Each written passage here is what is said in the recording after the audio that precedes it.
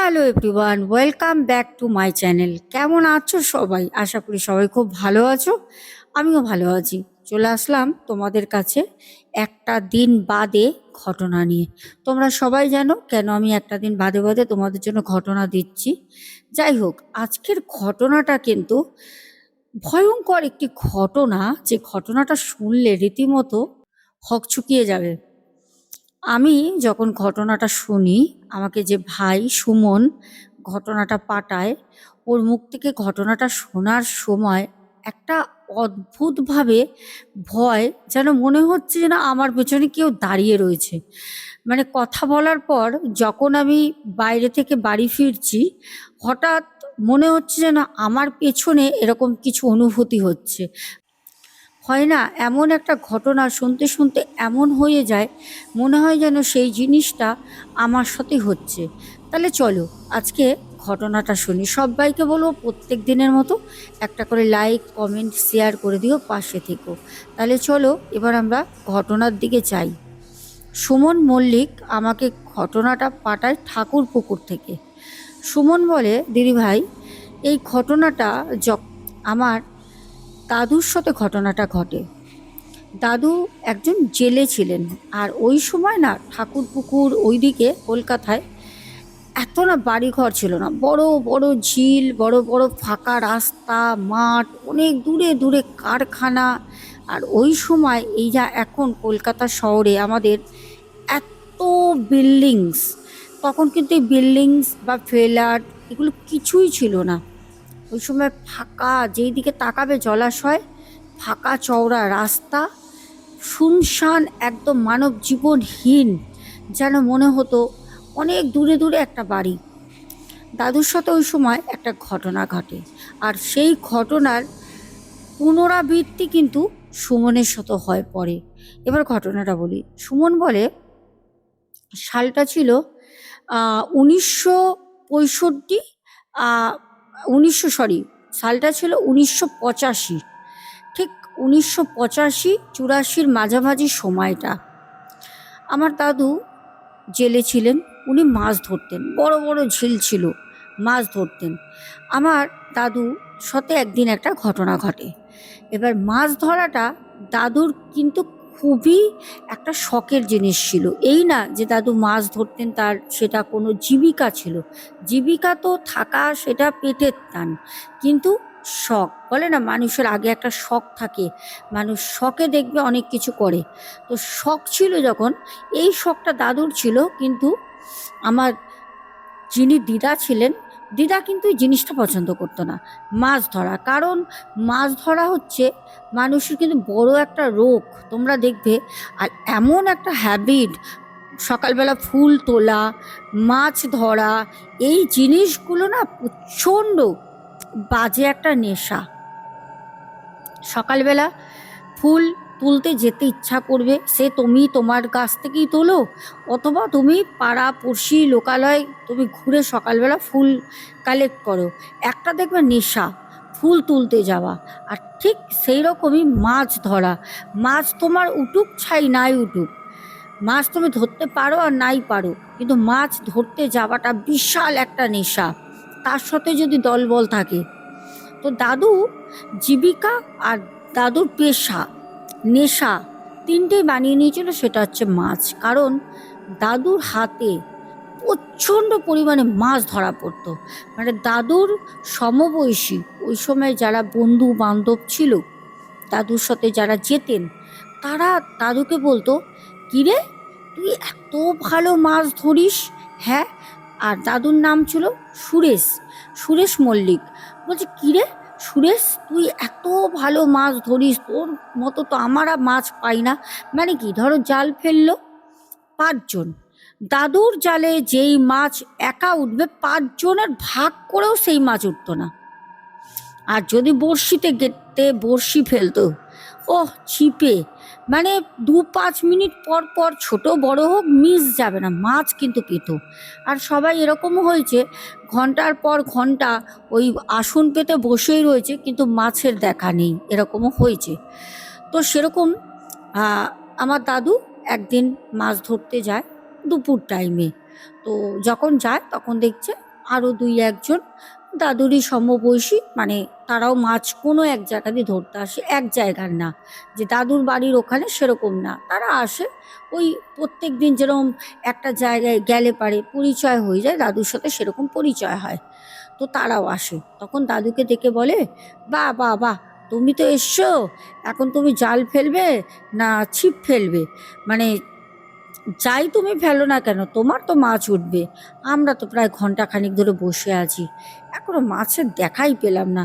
মাছ কিন্তু রয়েছে, জলে মাছ রয়েছে, জায়গা মতো কিন্তু চারও দিচ্ছে, কিন্তু খেপালিয়ে যাচ্ছে।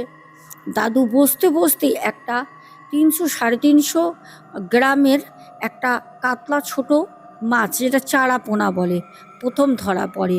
তো যখন ধরা পড়ে তখন আমার দাদু প্রথমে, আমার দাদুর একটা খুব ভালো নিয়ম ছিল, সেটা বলি। যখনই প্রথম মাছ দাদু, যেই মাছই পাক, সেটা ছোট হোক বড় হোক, সেই মাছটা দাদু পাওয়া মাত্র দাদু তুলে মাছটাকে প্রণাম করে মাছের মাথায় হাত দিয়ে 3বার নমস্কার করে কপাল ঠেকিয়ে সেই মাছটাকেই কিন্তু দাদু বেঁচে থাকা অবস্থায় জলের মধ্যে ছেড়ে দিত। এটা ছিল আমার দাদুর একটা, মানে খুব ভালো একটা সাইড বলতে পারো। মানে প্রথম মাছ সেইটা দাদু কিন্তু ছেড়ে দিত, দাদু আনতো না, ধরে রাখতো না। তো অনেকেই বলতো যে, কী রে, প্রথম মাছ পেলি, প্রথম মাছটা তুই ছেড়ে দিলি, হয় না প্রথম বউনি ছাড়তে নেই, প্রথম ভাড়া ছাড়তে নেই, কিন্তু আমার দাদু পুরো উল্টোটা করতেন। যখনই প্রথম মাছ, সেটা ছোট বড় 5 কিলো 10 কিলো যা মাছ উঠুক, দাদু কিন্তু সেই মাছটা ছেড়ে দিত। দাদু কখনো মানে ব্যাগ খালি করে আসতো না বাড়ি, হাত ভরে ব্যাগে মাছ নিয়ে আসতো। তো দাদুর দেখা দেখি দুই একজন করতো, কিন্তু তারা না আবার যখনই ধরো বড় ধরনের কোনো মাছ উঠেছে, তখনই আবার তারা কি করতো, লোভে পড়ে আর ছাড়তো না। কিন্তু আমার দাদুর তো সেটা ছিল না, কারণ আমার দাদু এই জিনিসগুলো অনেক কিছু জানতো, যেটা আমি এই ঘটনার মধ্যে পরে বলবো। তো যাই হোক, দাদু একটা ওই 300 সাড়ে 300 গ্রামের একটা চারাপোনা মাছ পায়, নমস্কার করে ছেড়ে দেয়। তো তারপরে তারপরে বসে থাকতে থাকতে অনেকই মাছ ওঠে। দাদু বলল যে, আজকে আমি মাছ বিক্রি করার জন্য ধরতে আসিনি, দুপুরবেলা মাছ নিতে এসে বাড়িতে খাবো। কারণ সেদিনকে আমার মায়ের যে বোন, মানে আমার মাসি, আমার বাবার শালি, সেদিনকে শালি আসবে, তো তার জন্য জ্যান্ত মাছ ধরতে গেছে। আর ওই সময় না, 1984-85 সালে এত মুরগির মাংসর না বিক্রি চল ছিল না। দেখবে যারা অনেক সময় ধরে, মানে ওই সময়ের যারা আছো শুনছো, তারা জানবে, আর যারা ইয়াং জেনারেশান আছো, তারা তোমাদের মানে ঠাকুমা দিদিমা অথবা দাদু এনাদেরকে জিজ্ঞেস করবে, তারাও বলবে যে ওই সময় এত মুরগির মাংস মানুষ খেত না। ওই সময় মুরগির মাংস খাবার চলটা খুব কম ছিল, খাসির মাংসটা বিক্রি হতো, আর মাছের চলটা খুব ছিল। মাছটা মানে নানা রকম মাছ বাঙালির পাতে পড়বেই। তো সেখানে আমার দাদু সেই অনেক মাছ তুলে নিয়ে চলে আসে। এইবার প্রত্যেকটা মানুষের মধ্যে একটা হিংসা আছে। যখন একই কাজ একই সাথে সবাই করছো, কিন্তু সাকসেস পাচ্ছে একজনই, আর তোমরা হতাশা হয়ে চুপচাপ বসে আছো, তখন মানুষের মনে একটা হিংসা জন্মায়। তো দাদুরও প্রতি কিছু মানুষের হিংসা জন্মালো, কারণ আমার দাদুর একটা নাম ফেটে গেছিল যে ও সুরেশ যখন মাছ ধরতে যাচ্ছে অত মাছ পাবেই। একটা সময় দাদুর এরকম হয়ে গেছিলো, বাড়ি থেকে অন্যান্য যাদের পুকুর আছে, ঝিল আছে, বিল আছে, তারা আমার দাদুকে কিছু টাকার বিনিময়ে মাছ ধরানোর জন্য জেলে হিসাবে নিয়ে যেত। তাদের জমিতে তারা মানে নিয়ে গিয়ে তাদের যে বিল পুকুরে মাছ ধরাতো, একটা অ্যামাউন্টও ধরে দিত, আবার কিছু খাবার জন্য মাছও দিয়ে দিত। একটা সময় এরকম হতো। এবার ঘটনাটা কি ঘটে বলি। আমার দাদু সেই দিন দুপুরে যখন 2 হাতে ব্যাগ ভরে মাছ নিয়ে আসছে, তখন মানে একটা ওই ফাঁকা জায়গা, তো ওই সময় মানে আগে তো এত রাস্তাঘাটে লাইটের ব্যবস্থা ছিল না, এখন ফাঁকা জায়গা দেখা যায় না, এখন যেই দিকে তাকাবে সেই দিকে লাইট, চারিদিকে লাইট। তো ওই সময়টা ব্যাপার হয় কি, অনেক ফাঁকা, দুপাশে শুধু বড় বড় ঝিল বিল পুকুর আর ওই চওড়া রাস্তা। তখন ওই রাস্তা অত বাঁধানো কালো পিচের ওরকম তো ছিল না, এমনি রাস্তা মাটির ইটের ওরকম আসছে ব্যাগ নিয়ে। আর ছিপ নিয়ে গেছিলো, ছিপটা এরকম ব্যাগের সাথে ঢুকিয়ে একদিকে ধরে কাঁধের মধ্যে এরকম ঠেকনা দেওয়া, আর ব্যাগ দুটো হাতে আছে নিয়ে আসছে। আমার দাদুর নাম করে কেউ পেছন দিয়ে ডাকে, সুরেশ এরকম করে ডাকে। আর ডাকটা এতটা দাদুর পরিচয়, কারোর গলা ভয়েসটা, মানে দাদু মনে হয় তাকে চেনে। কিন্তু হয় না অনেক সময় রাস্তায় তুমি যাচ্ছ, হয়তো কেউ তোমায় ডাকলো, তুমি তার গলাটা চেনো, কিন্তু ওই সময় দাঁড়িয়ে তুমি হয়তো মনে করতে পারছো না যে গলাটা কার। তখন আমরা কি করি, আমরা ওই ভিড়ের মধ্যেও চারপাশে কিন্তু আমরা দেখি যে কে ডাকলো, এমন কে তার গলাটা চেনা, হয়তো মানুষটাকে দেখলে চিনে যাব। তো দাদুও সেরকম সাথে সাথে পেছন ঘুরে সুরেশ করে যখন ডাকে, পেছন ঘুরে দাদু তাকে ফাঁকা ধুধু করছে, আবছা আবছা আলো আধারি, মানে সন্ধ্যা হচ্ছে, বিকেল গড়িয়ে সন্ধ্যা নামছে। আর ওই বড় বড় ব্যাঙ, জলের পাড়ে যে ব্যাঙগুলো থাকে পুকুরে বিলের পাশে, ব্যাঙগুলো ঘটাং ঘুং ঘটাং ঘুং ঘটাং ঘুং করে ডাকছে, বড় বড় ব্যাঙ। আর তার সাথে তো ঝিঝি পোকার শব্দ, একদম শুনশান জায়গা, পায়ের শব্দ আর ওই ব্যাঙ আর ঝিঝি পোকার শব্দ ছাড়া কোনো রকম আওয়াজ নেই। দাদু পেছনে ঘুরে তাকালো, তাকিয়ে দেখলো না কেউ তো নেই পেছনে, তাহলে কি আমি ভুল শুনলাম? অনেক সময় কান না বাজে, মানে ধরো তুমি কারোর কথা ভাবছো, বা অনেক দিন ধরে তোমার সাথে কেউ ধরো বাড়িতে রয়েছে, অনেকক্ষণ যদি তোমাকে একটা কথা বলে ডাকতে থাকে বা একটা কথা বলতে থাকে, সেই মানুষটা ওই সময় হয়তো নেই, কিন্তু সেই মানুষটা কদিন তোমার সাথে ছিল, এমন কথা বলেছে, তখন না সেই জিনিসটা মানে কানের মধ্যে না বাজতে থাকে। তো দাদু তখন মনে মনে ভাবলো, উম, কে ডাকলো, বুঝতে পারলাম না তো। ভেবেছে হয়তো বাড়িতে সেদিন তো তার শালি আসার কথা, শালি এসছে, হয়তো ভগ্নিপতিও এসছে, শালির বর। তো ভাবলো হয়তো বাড়ি থেকে বলেছে যে এরকম ঝিলে গেছে, হয়তো তারা কেউ এসছে সাথে, ওই ডেকেছে। যখন পেছনে ঘুরে দেখে যে না কেউ না, সে কিন্তু তার মতো ওই 2 ব্যাগ মাছ নিয়ে হনহন করে বাড়ির দিকে রওনা দেয়। অনেকটা রাস্তা আস্তে আস্তে আস্তে আস্তে বিকেল গড়িয়ে যখন রাত, মানে রাত হচ্ছে, মানে অন্ধকার হচ্ছে, তখন তো ওই সময় মানে 9টার সময় লোক বাইরে থাকতো না, সবাই বাড়ি যে যার। তো যখন আসছে তখন বুঝতে পারে কেউ যেন পেছন দিয়ে বাঁ হাতে থাকা ধরে রাখা যে ব্যাগটা ছিল, ব্যাগটা পেছন দিয়ে কেউ টেনে ধরে আছে। দাদু কয়েকবার সামনে হাতটা টেনে আনার জন্য ঝাটকা দেয়, কিন্তু সেই ব্যাগটা কোথাও এমনভাবে কেউ ধরে রেখেছে বা আটকে গেছে, ব্যাগটা আর হাতটা সামনে আসছে না। আর ওখানে রাস্তার মধ্যে এরকম কিছু নেই যে ব্যাগ কোনো কিছুর সাথে আটকে যাবে, এটা তো পসিবলই না। তাহলে ব্যাগটা ধরলো কি? তখন সাথে সাথে আমার দাদু পেছনে ঘোরে, পেছনে ঘুরতে না দেখি কিছুই তো নেই। কিন্তু দাদু যখন পেছনে ঘোরে, দাদুর ঠিক 2 সাইডে তো ঝিল, দেখলো ঝিলের মধ্যে একটা মানে অস্পষ্ট একটা শ্যাডো, মানুষের তুলনায় একটু বড়, তার মানে চেহারাটা লম্বা, সে না জলের মধ্যে ঝাঁপ দেয়। মানে অতটা তো পরিষ্কার দেখেনি, কেন অন্ধকার হয়ে গেছে, কিন্তু ঝাঁপ দিতে দেখে কেউ ঝাঁপ দিয়ে জলে পড়ে, কারণ ঝাঁপ দিলে জলটা তো একটা মানে ছলকে ওঠে না, ঠিক সেম জিনিস দেখে তখন দাদু তো অনেক পুরনো খিলাড়ি না, উনি তো অনেক ছোট বয়স থেকে মাছ ধরা ওনার আগে ছিল নেশা, তারপর হয়েছে পেশা। তো উনি অনেক কিছুই জানেন, অনেক মন্ত্র বীজ মন্ত্র এসব উনি জানেন। তো সাথে সাথে উনি তখন ওই মুহূর্তে বুঝতে পারে যে ঠিক বেগতিক না, আমি যেখানে যেই সময় এখন উপস্থিত রয়েছি, এই জায়গাটা থেকে আমাকে যত তাড়াতাড়ি হোক বাড়ির দিকে পৌঁছতে হবে। তখন সে তাড়াতাড়ি করে 2 ব্যাগ হাতে নিয়ে আর ওই কাঁধের মধ্যে বড়শি নিয়ে উনি কোনো রকমে বাড়ির দিকে ছোটে, বলতে পারো এক প্রকার উনি দৌড়ায়। এইদিকে অনেকটা সময় চলে গেছে। বাড়িতেও দাদুর মা, দাদুর বউ, মানে দিদা, সবাই কিন্তু অপেক্ষায় রয়েছে যে এতক্ষণ সময় হলো এখনো এলো না। কারণ এই দিকে যে শালি আসার কথা, শালিও বাড়িতে এসে বসে রয়েছে, জামাইবাবুর সাথে গল্প করবে, কি মাছ এনেছে দেখবে। তো শালিও চিন্তা করছে যে কি হলো, এখনো পর্যন্ত জামাইবাবু কেন আসছে না।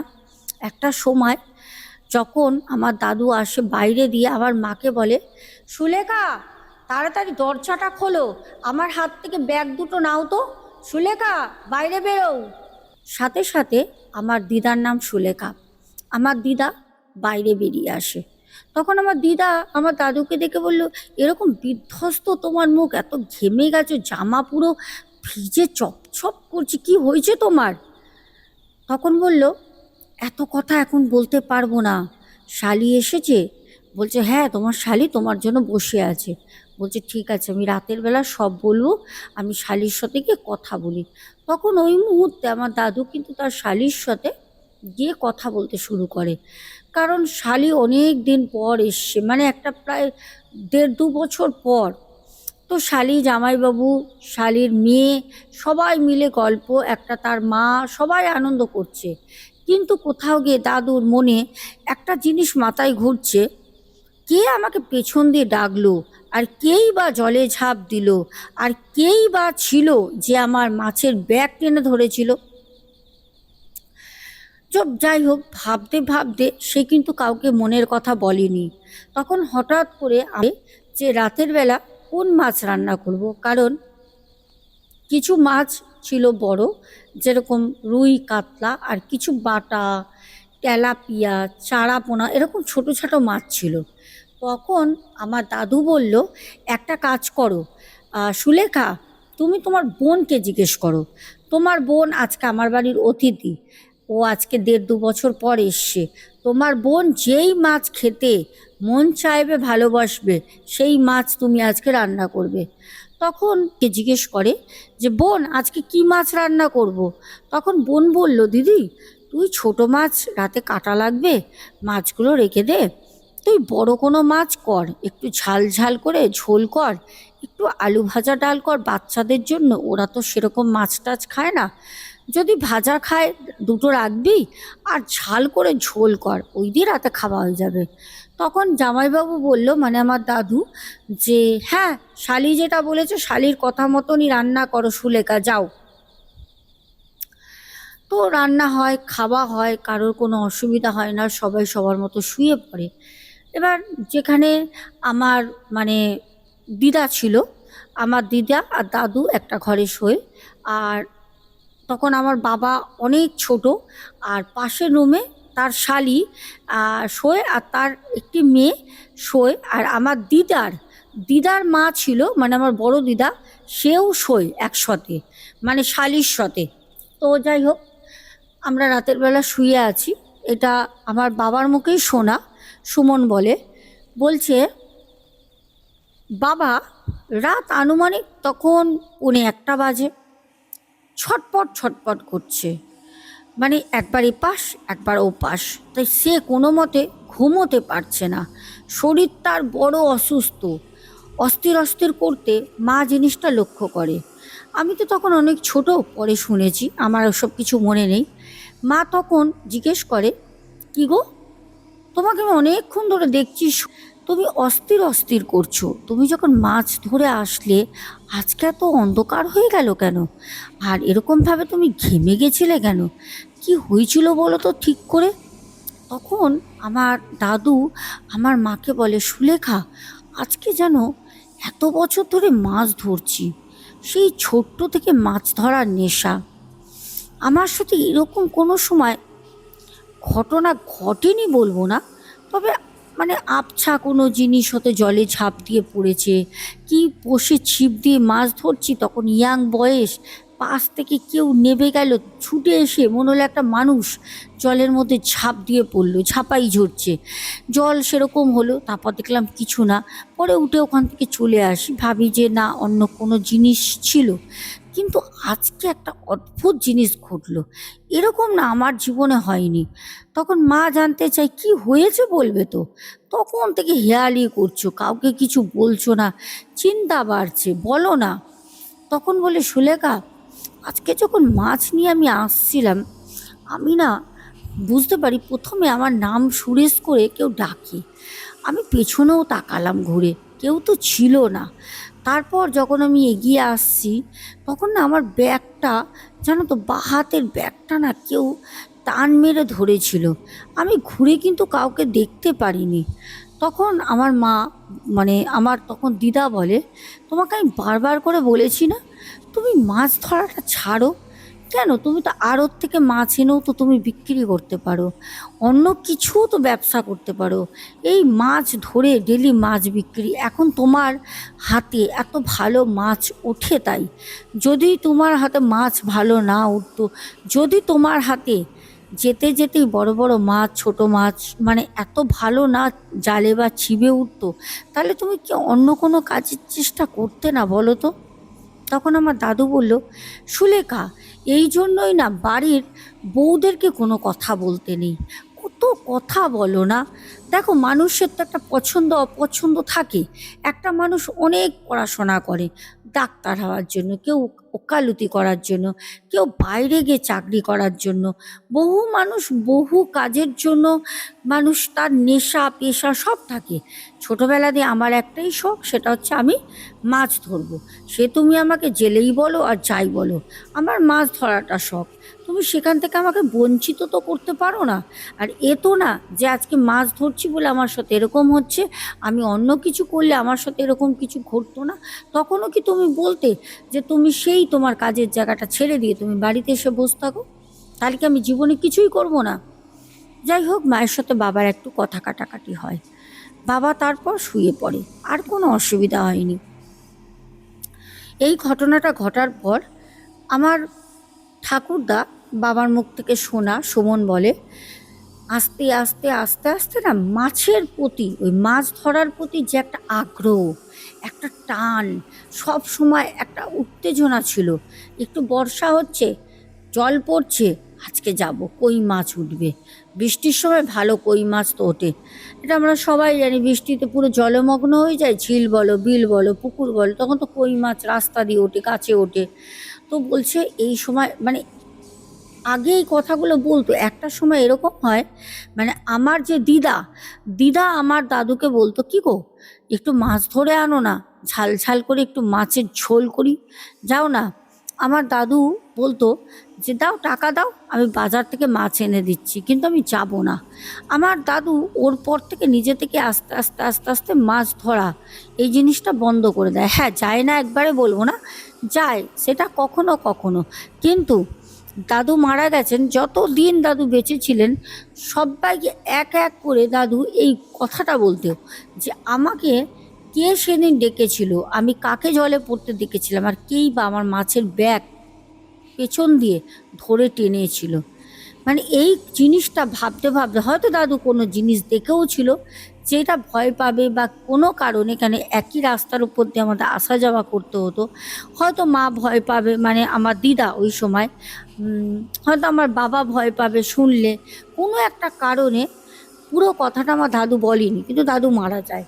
যখন দাদু মারা যায়, আর আমার যে ভাই সুমন, সুমন মল্লিক, ও তো ঠাকুরপুকুরে অ্যাকচুয়ালিও ওদের আদি বাড়ি না, ওরা কলকাতা অন্য জোড়াসাঁকোর ওইদিকে থাকে। ঠাকুরপুকুরে তো ওর অ্যাকচুয়ালি দিদা বাড়ি, যেখানে দাদু থাকতেন, ওখানে ও যায়।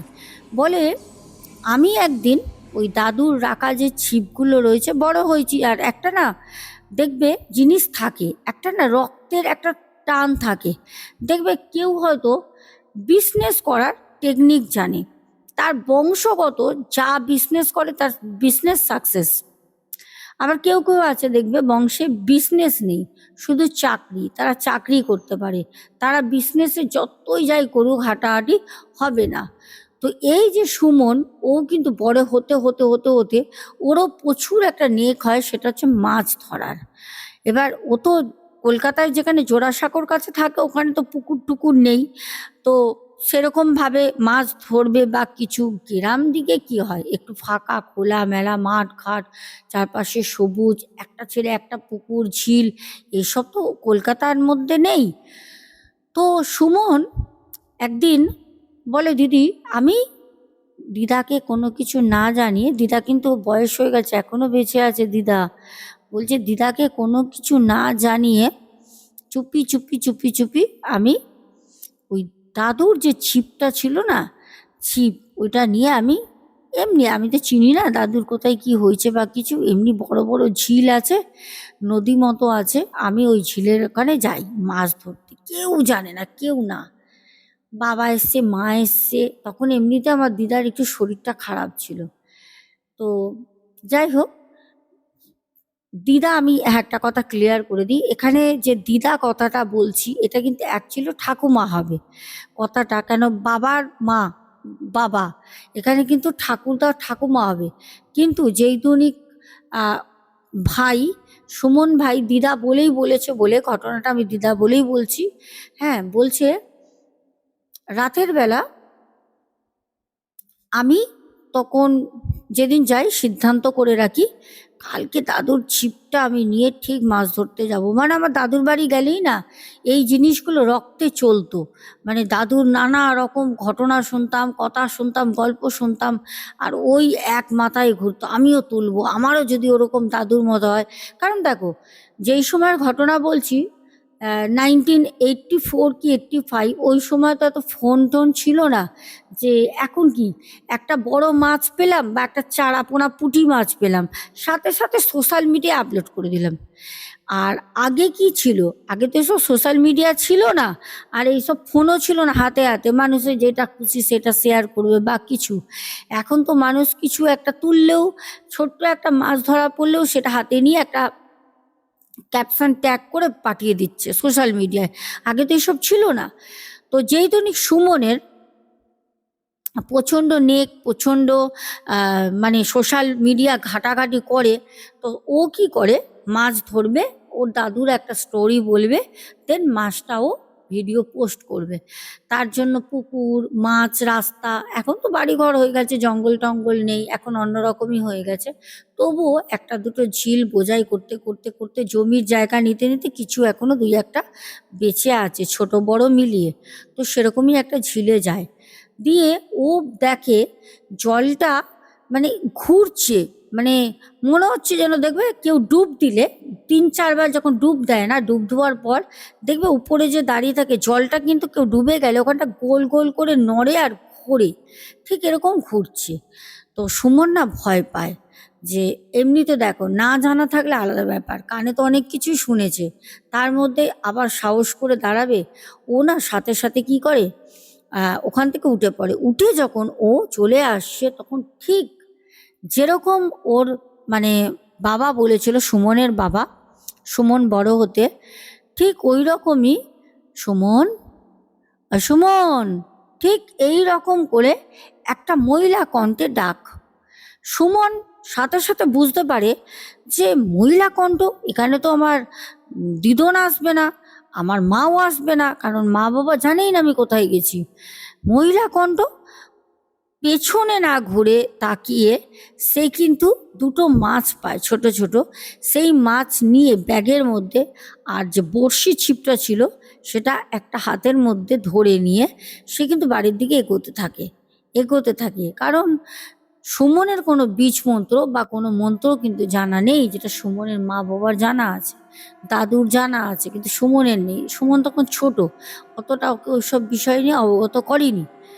সুমন কোনো রকম ছিপ ফেলে জুতো খুলে রাস্তায় সেই মাছ দুটো ফেলেনি, ব্যাগে করে নিয়ে দৌড়াতে দৌড়াতে এসে বাড়ির যে উঠান ছিল উঠানে লুটিয়ে পড়ে। যখন লুটিয়ে পড়ে ওই সময় দিদিমা বের হয়, এটা স্বাভাবিক, দিদিমা, মা, কাজের এক বউ, সবাই বোঝায় দাদু ভাই তুমি পড়লে কি করে। এবার দাদু ভাই যে কি কাজ করে গেছে, কি কি কাজ কি কি কর্ম করেছে সেইটা কিন্তু কেউ জানে না, পরিবেশ বাড়ির লোক পুরো চুপচাপ, কেউ জানে না। যাই হোক, কোনো কথা কিন্তু কাউকে বলেনি। সুমন শুধু একটাই শব্দ শোনে, সুমনকে পেছন দিয়ে কেউ সুমনের নাম ধরে ডাকছে, যেটা একটা মহিলা কণ্ঠ। সুমনও সেই দিনের পর থেকে, এমনিতে জোড়াসাঁকোতে এখন পুকুর টুকুর নেই, ওখানে তো মাছ ধরার কোনো কথাই ওঠে না। আর ও দেশের বাড়ি গেলে পারে ও সব সময় ও দাদুর যে ফটো ছিল, দাদুর মানে এত নেশা ছিল, নানা রকমভাবে জাল বড়শি কেনা, সেগুলো দাদুর ফটোর পাশে সব দাঁড় করিয়ে রাখা আছে। ওগুলো ও দেখে, দাদুকে প্রণাম করে, দাদুকে বলে, দাদু আমি তোমার কাছ দিয়ে ক্ষমা চাইছি, আমি তোমাকে না অনুমতি নিয়ে না জানিয়ে তোমার কাছ থেকে আমি ছিপ নিয়ে মাছ ধরতে গেছিলাম, তুমি যদি ক্ষমা করে দাও। আমার সাথে কি হচ্ছে জানি না, এরকম পেছনে ডাকছে, ভয় লাগছে, হঠাৎ হঠাৎ আতঙ্ক লাগছে, মনেই হয়নি যে আমি এতটা ভয় পাবো। যখন হয় তখন ও দাদুকে স্মরণ করে। দাদুকে যখন স্মরণ করে তখন একদিন না, প্রায় 4-5 দিন ধরে মানে দাদুকে মনে করছে। কারণ মা বাবা তখন ঠাকুর পুকুরেই আছে দিদার কাছে। বলছে, একটা সময় গিয়ে আমি খুব ভালো করে লক্ষ্য করলাম, একটা অভায়ব, সে অভায়বটা আর কেউ না, সেটা হচ্ছে আমার নিজের দাদু। কারণ আমার দাদুর ফটো ছোটবেলা দিয়ে আমি অনেক দেখেছি, দাদুর কথা অনেক শুনেছি। দাদুর ফটো, দাদু আমার বিছানায় পায়ের কাছে বসে আছে, বসে বলছে, দাদু ভাই তুমি না আর মাছ ধরতে যাবে না, এই মাছ ধরতে গিয়ে আমার জীবনটা চলে যায়, মাছ ধরতে যাবে না। এই কথাটা যখন বলে তখন সুমন না চিৎকার করে লাফ দিয়ে ওঠে, কারণ ওর প্রচণ্ড ভয় লাগে, এগুলো আমি কি শুনছি, আমার দাদু তো মৃত। যাই হোক, যখন চিৎকার চেঁচামেচি করে তখন তার দিদা পাশের রুম থেকে আসে, তার মা আসে, এসে জিজ্ঞেস করে কি হয়েছে। তখন সবটা বলে সুমন। সুমন বলে, দিদি এখনো ফাঁকা ঘরে দোতলায় আমার জোড়াসাঁকোর বাড়িতে কখনো লেখালেখি, কখনো কবিতা পড়া, কখনো আবৃত্তি পাঠ করা, হয়তো কখনো গান রিয়াজ করছি, কেন গান শিখতাম, যাই করি না কেন একটা মহিলা কণ্ঠে গলা ভেসে আসে। আমি জানি না সেই মহিলাটা কে বা কি, আমি কিচ্ছু জানি না, কিন্তু একটা মহিলা কালো রঙের ফুল হাতা ব্লাউজ পরা, মানে যেগুলো 3/4 বলে, ওই রকম ব্লাউজ পরে রয়েছে, সে কিন্তু ওদের বাড়িতে বসে জাদু টোনা করছে। এইটা কিন্তু ও নিজে দেখে যে ওদের বাড়িতে বসে সে মহিলা জাদু টোনা করে নিয়ে এসে তাদেরকে মানে প্রসাদ স্বরূপ কিছু না কিছু দেয়। এটা কিন্তু ও স্বপ্নে দেখে। যাই হোক, তারপর দাদুকে বলার পর থেকে সুমন বলে, দিদিভাই আমি জানি না, পিতৃপুরুষ অনেকে বলে না যে তোমার বাড়িতে পিতৃদোষ আছে, পিতৃপুরুষ মানে যারা তোমার পূর্বপুরুষ মারা গেছেন, তাদের অনেক সময় না আত্মা থাকে, আত্মা যায় না। আর আমি তোমাদের জন্য একটা টিপস করব। অনেকের বাড়িতে আমি পাই যেরকম পূর্বপুরুষরা বাড়িতে থেকে যায়, তাকে কিভাবে তার আত্মাকে মুক্তি করবে সেই বিষয় নিয়ে আগামীকাল একটি টিপস আসবে। সবাই সাথে থেকো, আর চ্যানেলটাকে সাবস্ক্রাইব করে রেখো, বেশি বেশি করে কমেন্ট করো, লাইক করো, শেয়ার করো। এখনের মতো আসি, শুভরাত্রি, বড় মায়ের আশীর্বাদে সবাই খুব ভালো থেকো, টাটা।